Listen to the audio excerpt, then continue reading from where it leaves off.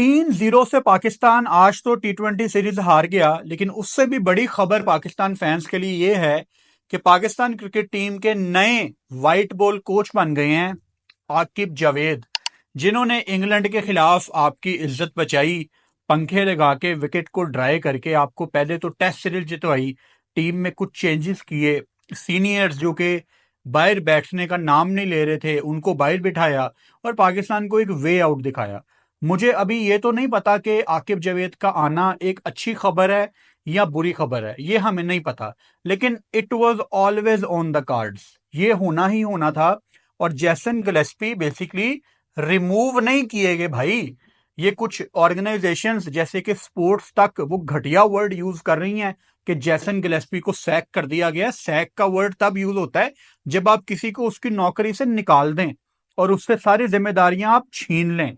जैसन गिलेस्पी सिर्फ ऑस्ट्रेलिया की सीरीज के लिए आए थे और ये सबको पता था, क्रिकेटर्स को पता था, फैंस को पता था, स्पोर्ट्स तक वालों को भी पता होगा कि ऑस्ट्रेलिया सीरीज के बाद पाकिस्तान ने कोई दूसरा कोच लगाना है। लेकिन भाई वो पाकिस्तान के अगेंस्ट कोई वर्ड भी तो फेंकना होता है ना। मुझे समझ नहीं आती कि स्पोर्ट्स तक में इतने सीनियर सहाफी, इतने सीनियर जर्नलिस्ट मौजूद हैं, वो क्यों ये घटिया हरकत करने देते हैं अपनी टीम वालों को।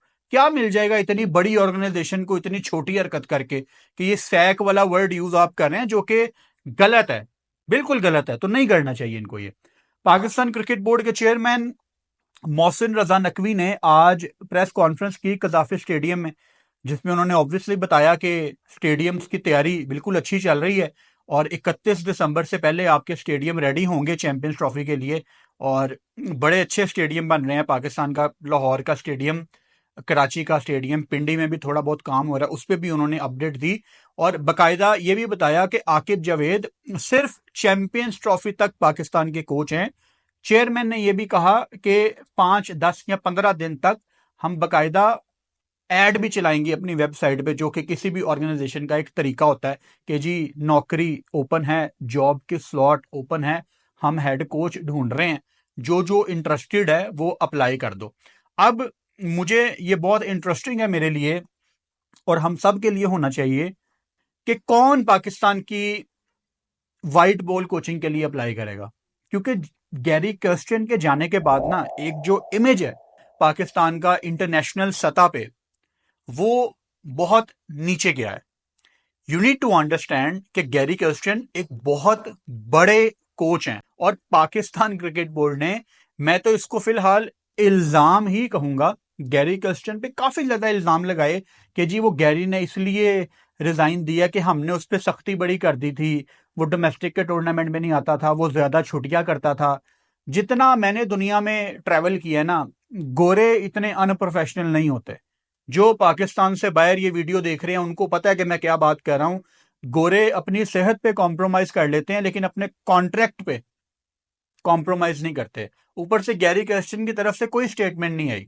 सो मैं एक तरफा स्टोरी को देखते हुए गैरी कर्स्टियन को अनप्रोफेशनल बिल्कुल नहीं कहूंगा।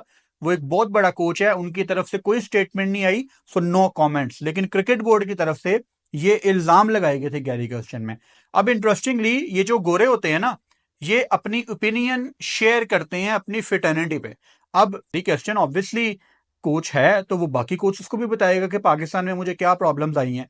अब गैरी जब पाकिस्तान का कोच बना ना, तब पाकिस्तान की टीम टी20 वर्ल्ड कप खेलने जा रही थी और गैरी ऑब्वियसली आते साथ ही उसने कुछ भी नहीं करना था।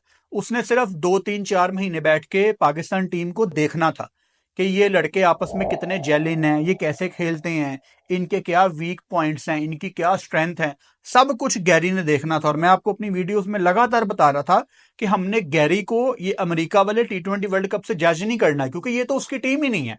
उसने बस ज्वाइन किया और वो चुप करके सिर्फ देखता था कि किसमें कितनी हिम्मत है, कौन ब्रेव क्रिकेट खेलता है, कौन शेल में जाता है, किसकी क्या कमियां हैं, किसकी क्या अच्छाइयां हैं, कौन टीम को बना के रखता है।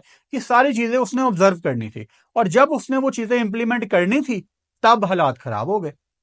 ये बड़ा अनफॉर्चुनेट है पाकिस्तान क्रिकेट के लिए, क्योंकि पाकिस्तान को पिछले 15-20 साल में अगर कोई सबसे बड़ा कोच मिला है तो मेरे ख्याल से वो गैरी कर्स्टियन ही था। मुझे बड़ी उम्मीदें थी कि यार ये चलो एक टफ बंदा आया है जो अपनी चीजें करेगा। और कहीं ना कहीं पाकिस्तान की इस टीम को ना एक सख्त कोच चाहिए। सख्त कोच से मेरा ये मुराद है जो इनके अंदर से वो चीजें निकाले। कभी कभी एज ए प्लेयर आपको पता ही नहीं होता कि मेरे अंदर क्या पोटेंशियल है, लेकिन आपका मेंटोर आपके अंदर से जबरदस्ती वो चीज निकाल लेता है और फिर आपको भी पता लगता है अच्छा यार मैं तो ये भी कर सकता था। तो ये होता है एक कोच का काम।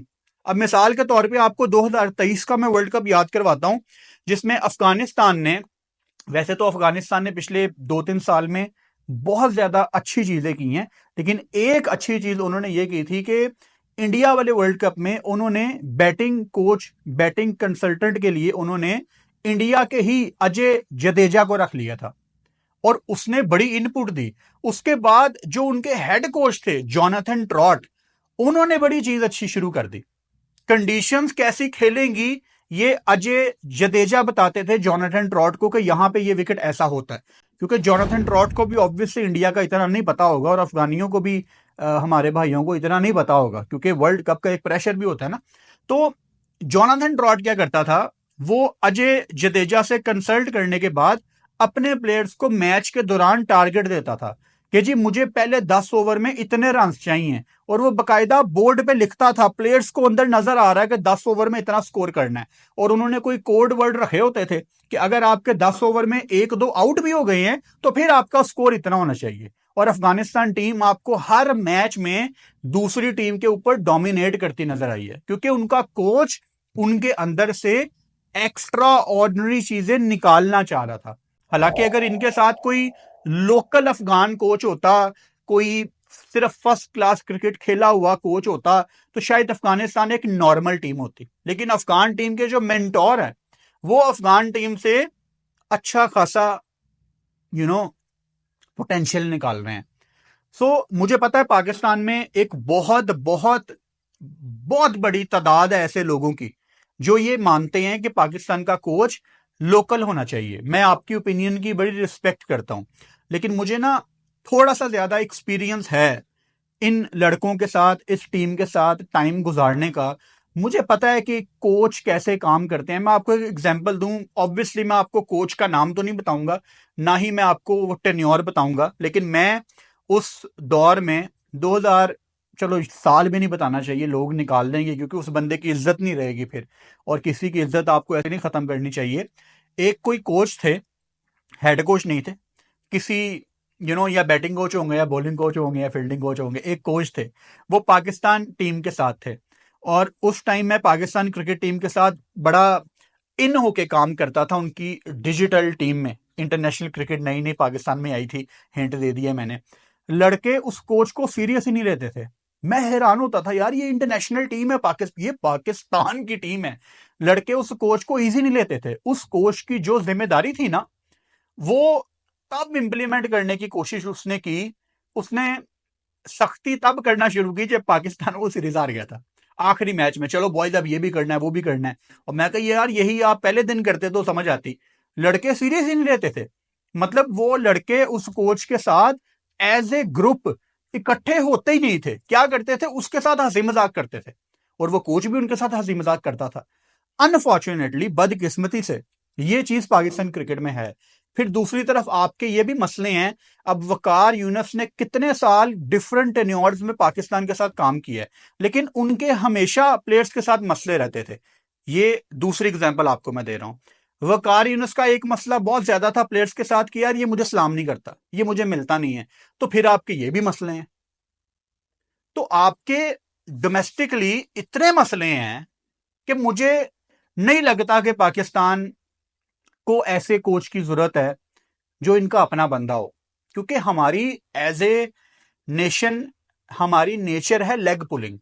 यार पाकिस्तान की हिस्ट्री में जो पाकिस्तान का आज तक सबसे बड़ा बल्लेबाज आया है ना, शायद वो जावेद मियांदाद हैं। जावेद मियांदाद के भी फड्डे होते थे पाकिस्तान टीम के साथ। तो जब वो नहीं टिक पाए तो हमारी टीम का कल्चर ही नहीं है। You need to understand your culture. इनको वो बंदा चाहिए जो इनके साथ सख्ती भी करे और प्यार भी करे, और आजकल तो खैर ज्यादातर सख्ती करे। अब आकिब जावेद का माइंडसेट हमें पता है। पीएसएल के दौरान उन्होंने पाकिस्तान के सीनियर प्लेयर्स को क्लियर नाम ले लेके बातें लगाई थी कि ये फलां फलां फॉर्मेट का प्लेयर नहीं है, ये फलां बंदा उस फॉर्मेट का प्लेयर नहीं है। क्लियर। मैं ये चाहता हूं कि वो चीजें अब इंप्लीमेंट हो। सीधी सी बात है। आप लोगों का ना जो माइंडसेट है पाकिस्तान क्रिकेट फैंस का, आपका कसूर नहीं है मेरी जान, आई फील फॉर यू।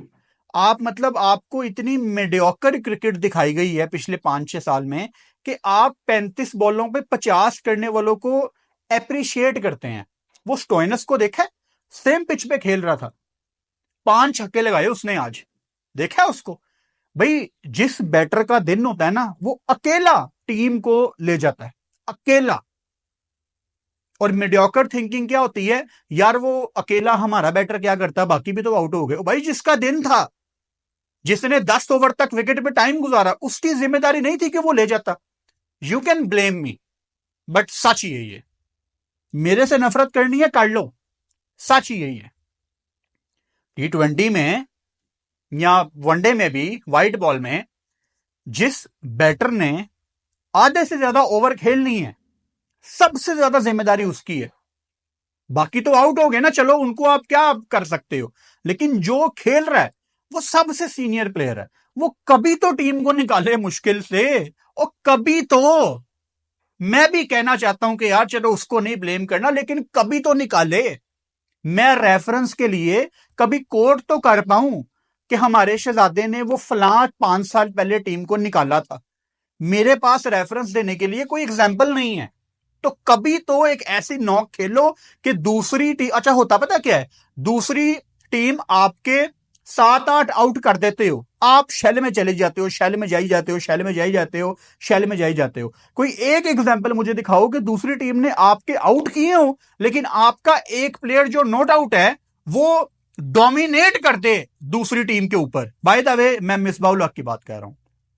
आप क्या समझे थे, किसको समझे थे आप? मिसबा भी तो यही करता था ना, मिसबा भी यही करता था ना, है ना, कि आपकी टीम के सारे आउट होते जा रहे हैं और मिसबा अकेला खड़ा हुआ है और वो नॉट आउट बाहर आ गया, पाकिस्तान का स्कोर भी कोई नहीं। आप किसका समझे थे?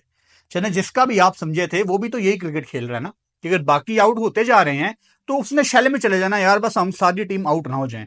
स्टोइनिस से सीखो। अब कोई ये ना कहे कि स्टोइनिस तो मिडिल ऑर्डर का बैटर है, डिफेंड करने के लिए कुछ भी कह दो।